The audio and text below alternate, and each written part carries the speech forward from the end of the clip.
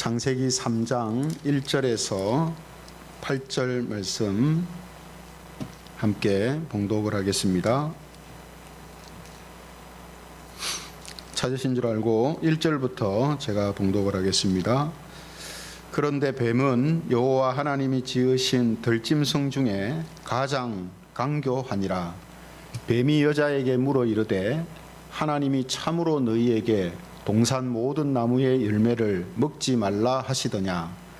여자가 뱀에게 말하되 동산 나무의 열매를 우리가 먹을 수 있으나 동산 중앙에 있는 나무의 열매는 하나님의 말씀에 너희는 먹지도 말고 만지지도 말라 너희가 죽을까 하노라 하셨느니라. 뱀이 여자에게 이르되 너희가 결코 죽지 아니하리라. 너희가 그것을 먹는 날에는 너희 눈이 밝아져 하나님과 같이 되어 선악을 알 줄 하나님이 아심이니라. 여자가 그 나무를 본즉 먹음직도 하고 보암직도 하고 지혜롭게 할 만큼 탐스럽기도 한 나무인지라. 여자가 그 열매를 따먹고 자기와 함께 있는 남편에게도 주매 그도 먹은지라. 이에 그들의 눈이 밝아져 자기들이 벗은 줄을 알고 무화과 나무 잎을 엮어 치마로 삼았더라. 같이 읽겠습니다.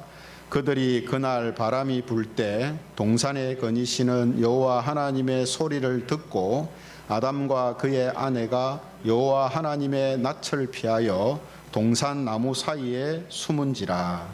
아멘. 네, 오늘은 인간의 처음 상태라는 제목을 가지고 하나님 말씀을 함께 살펴보겠습니다. 오늘 대요리 문답 21번째 질문이 되는데요. 21번째 질문은 인간의 처음 상태와 관련된 내용을 다루고 있습니다.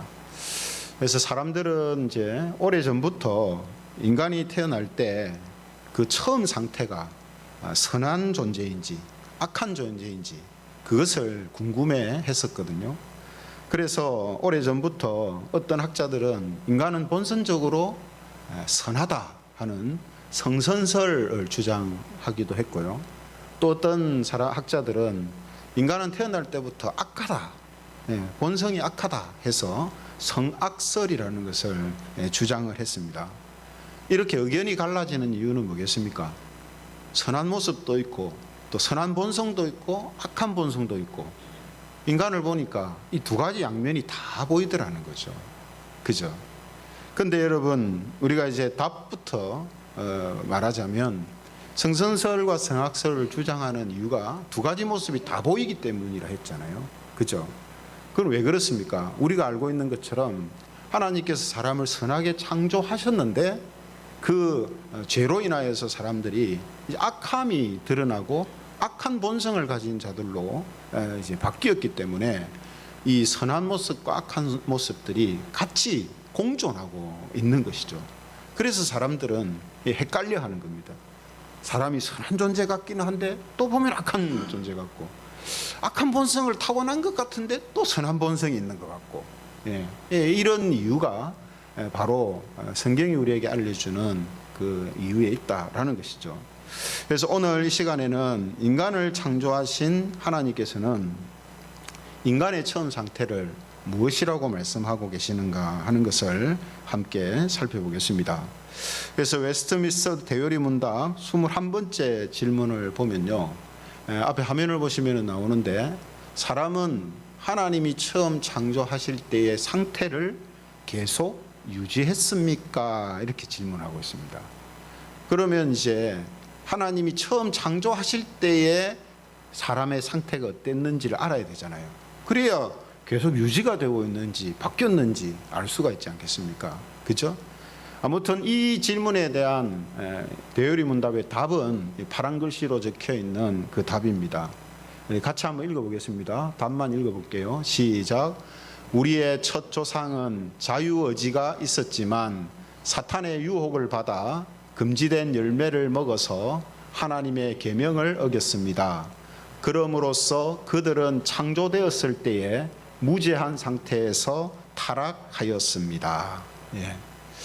자, 대요리 문답은 처음에 뭐라고 대답을 하고 있습니까? 우리의 첫 조상은 자유의지가 있었다 이렇게 말하고 있지 않습니까? 그래서 오늘은 이제 다른 때와 달리 본문을 좀 중심으로 해서 좀 내용을 보려고 합니다. 다른 때는 이제 다른 성경에서 많이 인용을 해왔는데 오늘은 창세기 말씀 본문을 가지고 설명을 쭉 함께 해 나가겠습니다. 그래서 우리의 첫 조상은 뭐가 있었다고요? 자유의지가 있었다라고 말하고 있거든요. 그래서 오늘 본문 3장 2절에서 3절을 보면요, 이런 내용이 적혀 있습니다. 창세기 3장 2절에서 3절 우리 다시 한번 같이 읽어보겠습니다. 2절 3절 말씀입니다. 시작. 여자가 뱀에게 말하되 동산 나무의 열매를 우리가 먹을 수 있으나 동산 중앙에 있는 나무의 열매는 하나님의 말씀에 너희는 먹지도 말고 만지지도 말라 너희가 죽을까 하노라 하셨느니라 이렇게 말씀이 적혀 있습니다. 이 여자가 뱀한테 말하는 내용인데요, 사실은 하나님이 하신 말씀보다 좀 과장되게 지금 이야기를 했죠. 그죠? 어떤 부분이 그렇습니까? 하나님은 하나님이 금지하신 열매를 먹으면 죽는다 이렇게 말씀을 하셨지 만지지도 말고 뭐 이렇게는 하시지 않았거든요. 근데 지금 이 여자가 과장해서 지금 표현을 이제 하고 있습니다. 근데 분명한 건 뭡니까? 하나님께서 첫사람 아담과 하와에게 선택할 수 있는 자유의지를 주셨다는 거예요. 그죠? 자유의지를 주셨다. 그래서 하나님이 이것을 먹을 수도 있고 먹지 않을 수 있기 때문에 이것을 먹지 말라라고 하신 거예요. 그죠? 만약에 여러분 그냥 컴퓨터나 로봇처럼 입력을 해서 이건 절대 못 먹는 거 이렇게 정해 놓으시거나 아니면 여러분 동물들은 본능적으로 자기가 먹어야 될 것인지 먹지 않아야 될 것인지를 알거든요. 본능적으로. 그래서 동물들은 독을 먹지 않습니다. 독버섯 먹지 않아요. 사람처럼 독버섯 먹고 죽고 이런 일은 없어요. 왜냐하면 본능적으로 자기들이 먹어야 할 것과 먹지 말아야 할 걸 압니다. 그러면 하나님이 사람을 만드실 때도 그렇게 본성에 입력을 해 놓으시면 되잖아요. 그죠? 근데 하나님이 지금 이렇게 말씀하시는 이유는 뭡니까? 하나님이 그렇게 하시지 않았기 때문이거든요. 동물처럼 사람한테 이 나무의 열매는 해로운 것이니까 본능적으로 피하도록 그렇게 우리 속에 새겨 놓지 않았단 말이죠. 왜 그렇습니까? 자유의지가 있기 때문에. 그러니까 자유의지로 하나님이 금하신 것을 먹지 않을 수도 있고 먹을 수도 있는 그런 이제 상태로 만들어진 것이 바로 사람이기 때문에 그렇다라는 것이죠. 그죠? 그래서 여러분 계속해서 이제 자주 말씀드립니다만 사람이 처음 창조될 때에 자유의지가 있었던 이유가 무엇이랬습니까? 방금도 제가 설명을 했습니다만 하나님은 사람을 만드실 때에 이런 일반적인 동물들과 같은 그런 이제 존재로 만드시지 않았거든요. 천사와도 구별되게 만드셨어요. 그죠? 어느 면에서 그렇습니까? 하나님과 교제하고 사귀는 존재로, 그것도 억지로나 혹은 어떤 강요에 의해서가 아니라 자발적으로 자유의지를 가지고 하나님과 교제하고 사귀는 존재로 하나님이 우리를 만드셨다는 거예요. 그죠? 그러기 위해서 필요한 게 뭐라 했습니까? 인격이다. 인격. 그죠? 인격을 통해서 생각하고 또 궁리하고 연구하고 판단하고 결정하고 하는 이런 하나의 능력을 사람에게만 주신 거다 말이죠. 그랬을 때 여러분 사람이 뭡니까? 그것을 어떻게 사용하느냐에 나오는 단어가 이 자유의지라는 거죠. 그러니까 인격을 부여하셨기 때문에 그 인격을 통해서 하나님께 순종하는 자로 나오는 이런 모습들, 이걸 판단하고 선택할 수 있는 기능이 이 자유의지다라는 거죠. 그러므로 이 자유의지는 사람들이 이제 그렇게 이야기를 합니다. 그럼 하나님이 처음부터 자유의지를 주시지 말고 만드셨으면 사람이 죄를 짓지도 않고 지금 이렇게 죄로 인하여서 저주받은 존재로 살지 않았을 건데 왜 하나님이 자유의지를 주셨나 이렇게 이야기를 하죠. 근데 자유의지만 생각하니까 그런 말을 하는 거예요. 자유의지는 근본적인 것이 아니고 하나님께서 사람에게 좋은 것을 주시기 위하여서 인격을 부여하셨을 때에 그 인격과 함께 따라온 것이 자유의지란 말이에요. 그죠? 그러므로 자유의지를 주지 말지 이 말은 우리를 그냥 호랑이나 개나 이런 걸로 만들지 이거랑 똑같은 말이에요. 이 말은 자유의지를 안 줬으면 타락하지 않았을 거 아니냐. 이 말은 우리를 그냥 동물처럼 만들어 주시죠 이 말이래요. 그러니까 그거는 벌써 첫 단추부터가 잘못된 거죠. 그래서 하나님은 사람들에게 자발적으로 하나님에게 순종하고 사랑하고 교제하기를 원하셔서 인격을 주셨는데 그 인격 속에 이 자유의지가 함께 들어가 있는 거죠. 그런데 어떻게 했습니까? 첫 사람은 자유의지로 하나님께 순종하는 길이 아니라 불순종하는 길을 택한 겁니다. 그렇죠? 근데 여러분, 사람은 왜 어떻게 하나님한테 불순종하게 되었습니까? 앞서 우리가 창세기 3장 2절 3절을 읽었습니다만 하나님께서 먹지 말라 한 나무에 열매가 있단 말이에요. 그죠? 근데 그것을 어떻게 합니까? 어기게 되었다라고 되어 있잖아요. 그래서 대요리문답은 뭐라고 합니까? 사탄의 유혹을 받아 금지된 열매를 먹어서 하나님의 계명을 어겼다 이렇게 되어 있습니다. 그렇죠? 그래서 3장 오늘 본문요. 본문 3장 4절 5절에 말씀해 보면 뱀이 이 사람을 유혹하는 말을 하죠. 사탄의 유혹을 받아서 열매를 먹었다고 대요리문답이 말했잖아요. 그죠? 자, 그래서 4절 5절을 한번 같이 읽어 보겠습니다. 어떻게 유혹을 받아서 먹게 되었는가? 4절 5절입니다. 시작. 뱀이 여자에게 이르되 너희가 결코 죽지 아니하리라. 너희가 그것을 먹는 날에는 너희 눈이 밝아져 하나님과 같이 되어 선악을 알 줄 하나님이 아심이니라. 그러니까 뱀이 어떻게 유혹을 했습니까? 하나님이 그 열매를 먹으면 죽는다고 했는데 안 죽는다. 왜 먹지 말라고 했느냐 하면 그 열매를 먹으면 하나님과 같이 되기 때문에 하나님이 하나님과 같이 되는 것을 막으려고 못 먹게 한 거다 이렇게 이야기한 거죠. 그래서 지금 이 사람들이 첫 사람이 하나님의 말씀을 어기고 이 열매를 먹게 되었다라고 지금 말하고 있는 거죠.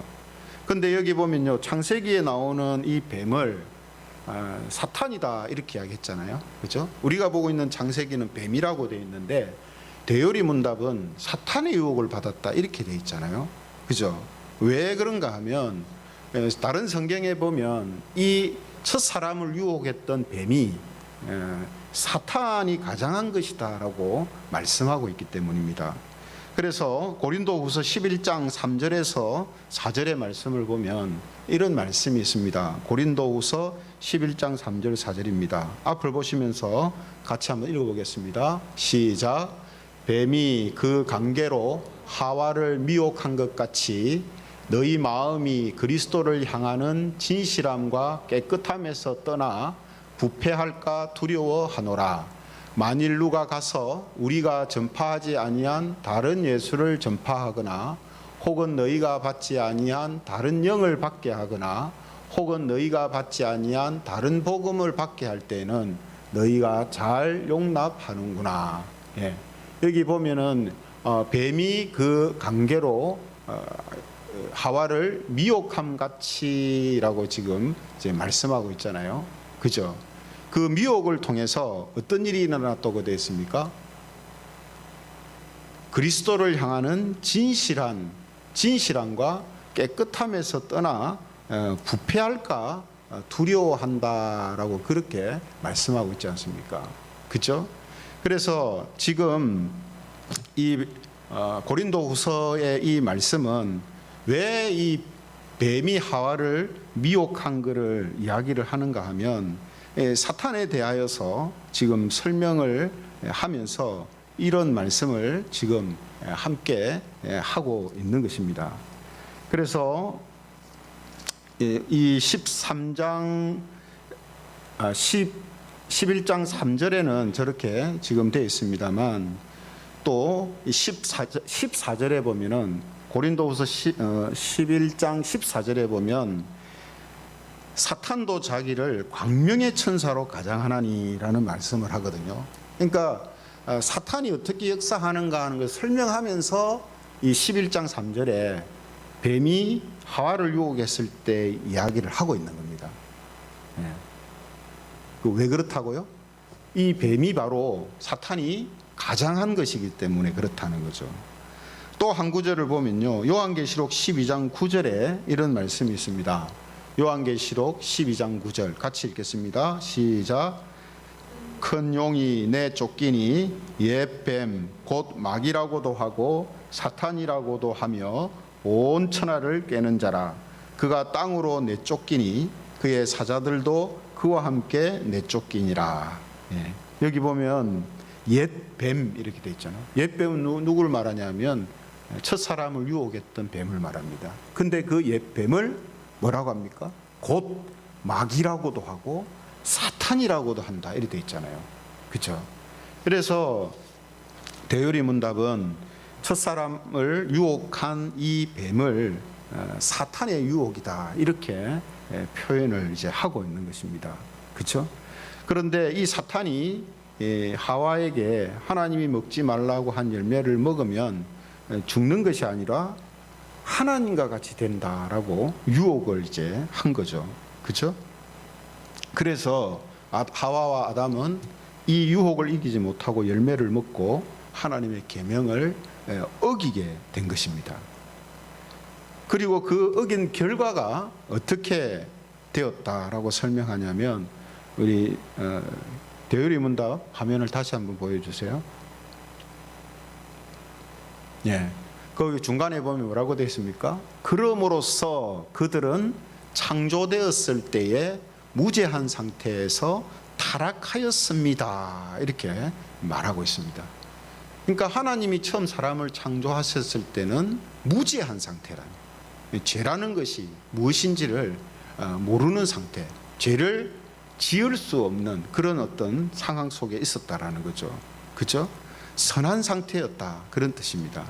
그래서 이제 5절 우리 본문 5절 말씀을 다시 한번 보면요, 사탄이 사람을 유혹할 때 이렇게 말했죠. 너희가 그것을 먹는 날에는 너희 눈이 밝아져 하나님과 같이 되어 해놓고 선악을 알 줄 하나님이 아심이니라 이렇게 되어 있습니다. 선악을 알 줄 하나님이 아심이니라. 그러니까 지금 첫 사람의 상태는 어떤 상태냐면 선함만 아는 상태예요. 선함. 그 선함이라는 게 뭡니까? 하나님의 말씀에 순종하고 하나님의 말씀 가운데 살아가는 그 모습과 삶, 이것만 알고 있는 사람들이란 말이에요. 근데 죄가 그들에게 들어옴으로 인하여서, 죄라는 게 뭡니까? 사탄의 유혹을 통해서 하나님께서 말씀하신 그 말씀에 순종하며 나아가는 삶에서 돌아서는 걸 말하는 거죠. 그죠? 하나님의 뜻을 거스리고 하나님의 뜻대로 나아가지 않는 것을 죄라고 이야기하는 거거든요. 그 죄로 인하여서 여러 가지 악이 이제 발생되고 야기되는 거죠. 그죠? 그래서 우리가 죄라는 이 단어를 히브리어로 하마르티아라고 이제 부르는데, 하마르티아라는 말이 어떤 뜻이라 했습니까? 관역을 벗어났다는 뜻이에요. 관역을 벗어났다. 그러니까 하나님께서 처음 사람을 창조하실 때는 무지한 상태, 선을 알고 선만을 알고 선을 향하여서 나아가는 존재로 그렇게 하나님께서 만들어 놓으셨다는 거예요. 그죠? 그런데 죄라는 것이 사람에게 들어와서 하나님의 그 처음 목적, 그 처음 인간을 만드셨던 그 상태에서 인간이 빗나가게 됐다는 거예요. 그것을 이제 죄다 이렇게 표현을 이제 하는 것입니다. 그렇죠? 그래서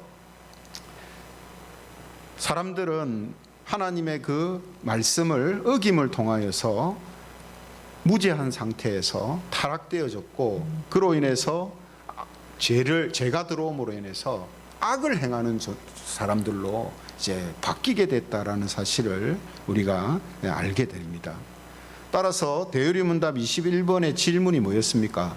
사람은 하나님이 처음 창조하실 때의 상태를 계속 유지했습니까? 이렇게 물었잖아요. 그럼 답은 뭐겠습니까? 한마디로 말하면 유지하지 못했습니다. 네, 유지하지 못했습니다. 라고. 그 처음 상태가 어땠기 때문에요? 처음 상태는 자유의지를 가지고 있음으로 인하여서 선을 향하여서 나아가는 그런 이제 상태였단 말이에요. 그런데 죄가 들어옴으로 인하여서 어떻게 해요? 이제 선을 향하여 나아가는 게 아니라 악을 향하여 나아가는 존재들로 바뀌게 되었다는 거예요. 그래서 우리가 이 자유의지를 설명할 때 타락한 자유의지라 하는 표현을 쓰거든요. 타락한 자유의지.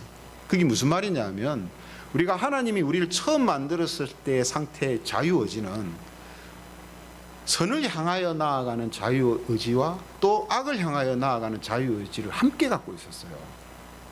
근데 타락한 자유의지는 뭐냐면, 사람이 죄로 인하여서 타락한 이후에는 악을 향하여 나아가는 자유의지밖에 없다라는 의미를 타락한 자유의지다 이렇게 표현을 합니다.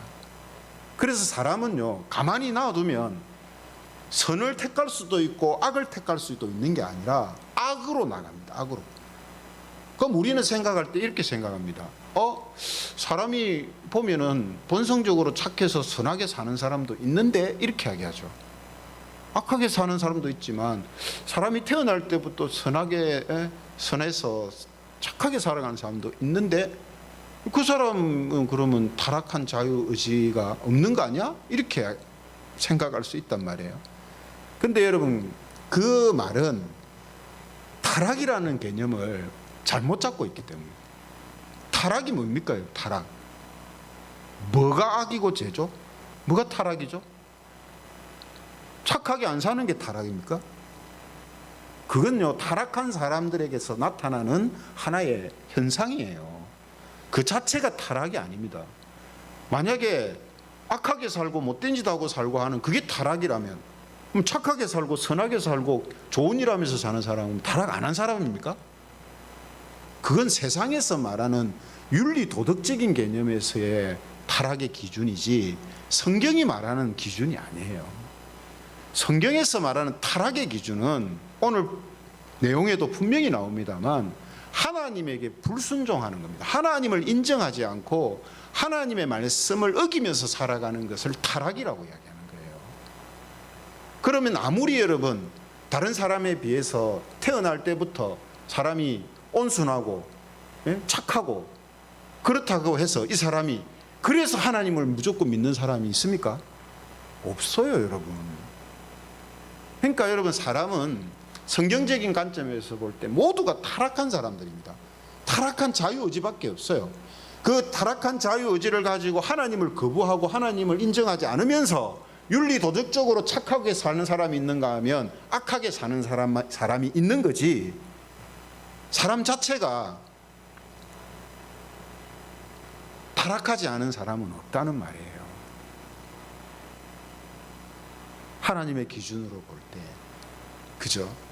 그러므로 오늘 이 질문이 처음 창조하실 때 상태를 계속 유지했느냐 했을 때에 모든 사람이 유지를 못한 거예요. 그 말은 다르게 표현하면 모든 사람이 다 타락한 거란 말이에요. 그죠? 이걸 우리가 알아야 돼요.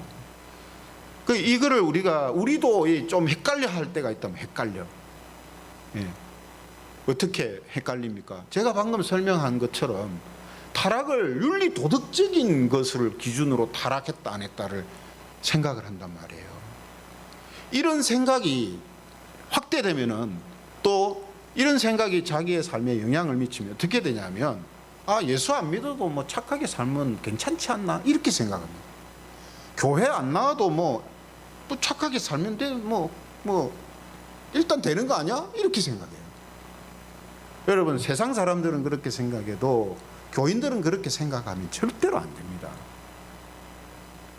교인들은 세상에서 착하게 살고 성공하고 뭐 다른 사람에게 막 선을 베풀고 막 이렇게 살아도 예수님을 믿지 않고 교회 안 나오면 제일 큰 일이라고 생각해야 되는 거예요. 제일 걱정할 일이라고 생각해야 되는 거예요. 그런데 이 타락의 기준을 바르게 설정하지 않으면 어떻게 생각합니까? 예. 윤리 도덕적인 기준을 가지고 타락한 타락을 생각한다는 말이죠. 하지만 오늘 우리가 이 말씀을 본 것처럼 어떻습니까? 모든 사람은 다 이제 타락한 자유의지를 가지고 하나님을 인정하지 않고 하나님의 말씀을 순종하지 않는 그런 모습으로 나아가게 됩니다. 그렇게 살아가요. 그것 자체가 타락했다라는 것이죠. 이런 의미에서 성경은 예수님을 믿는 성도들을 새로운 창조물이라고 말씀을 합니다. 새로운 창조물이다. 그죠? 어디에서 그렇게 이야기합니까? 고린도후서 5장 17절에 보면 그런 말씀을 하고 있죠. 고린도후서 5장 17절 말씀에 우리 앞에 보시면서 같이 한번 읽어보겠습니다. 고린도후서 5장 17절입니다. 시작. 그런즉 누구든지 그리스도 안에 있으면 새로운 피조물이라 이전 것이 지나갔으니 보라 새 것이 되었도다. 새로운 피조물이라는 말은 새로운 창조물이라 이 뜻이에요. 예수 그리스도 안에서 하나님이 새로운 인류를 창조시키셨다는 거예요. 새로운 인류의 시작이 됐다는 거예요. 그 새로운 창조물이 누굽니까? 네. 하나님의 백성들이란 말이죠. 그래서 여러분, 우리가 오늘 이런 내용을 통해서 우리가 새로운 창조물이다라는 사실을 우리가 다시 한번 확인하고, 그러면 새로운 창조물의 특징이 뭘까요? 특징. 그 특징은 처음 하나님께서 만드신 첫 사람으로 인하여서 시작된 그 타락한 모습들이 나타나지 않는 거죠. 반대의 모습이 나타나는 겁니다. 반대의 모습이 뭡니까? 하나님을 알고 하나님을 믿고 하나님의 말씀에 순종하는 자들로 나아가는 거예요. 이게 새로운 피조물들이에요. 그죠? 여러분, 우리가 가만히 생각해 보면 참 신비합니다. 우리 첫사람 아담이 하나님의 말씀을 불순종하고 하나님을 경외하는 그런 모습에서 벗어나게 됐잖아요. 그죠? 근데 지금 저와 여러분들도 그렇고 그리스도인들은 어떻게 하고 있습니까? 하나님을 경외하면서 살고 있어요. 하나님의 말씀에 순종하는 자들로 살고 있습니다. 그렇죠? 우리는 전혀 다른 모습으로 지금 나타나고 있단 말이죠. 누구하고요? 첫사람 아담과 하와는 다른 모습으로 지금 이렇게 살아가고 있고 그렇게 드러나고 있잖아요. 여기에서 하나님의 그 섭리에 대한 신비가 또 있는 것이죠. 그래서 오늘 우리가 이 말씀을 통해서 이제 우리는 새로운 창조물이기에 새로운 창조물로서 하나님을 경외하며 하나님의 말씀에 순종하며 살게 된다라는 사실을 우리가 다시 한번 기억하기를 원합니다. 그래서 우리는 예수님을 그리스도로 믿으라 하는 말씀에도 우리는 순종을 하게 되고, 하나님을 경외하고 하나님 나라와 의를 구하며 소금과 빛으로서 살라 하는 그 말씀에도 우리는 순종하는 것입니다. 이것이 바로 타락한 상태에서 구원받은 백성들한테 나타나는, 새로운 피조물들에게 나타나는 모습이다 하는 것이죠. 그래서 우리가 이러한 사실을 알고 이번 한 주도 타락한 상태에서 구원받은 백성들로서 하나님의 말씀에 순종함으로 하나님 나라와 의를 구하고 소금과 빛으로서 살아가는 이러한 성도님들이 되시기를 주님의 이름으로 축원합니다. 예, 우리 같이 찬양 드리겠습니다. 우리 나 무엇과도 주님을 바꾸지 않으리 하는 찬양입니다. 우리가 하나님의 뜻을 알고 새로운 또 창조물이 되었기 때문에 우리가 이런 고백을 할 수 있고 또 이런 마음이 우리에게 생긴다라고 할 수 있습니다. 이런 의미를 가지시고 우리 함께 찬양 드리겠습니다.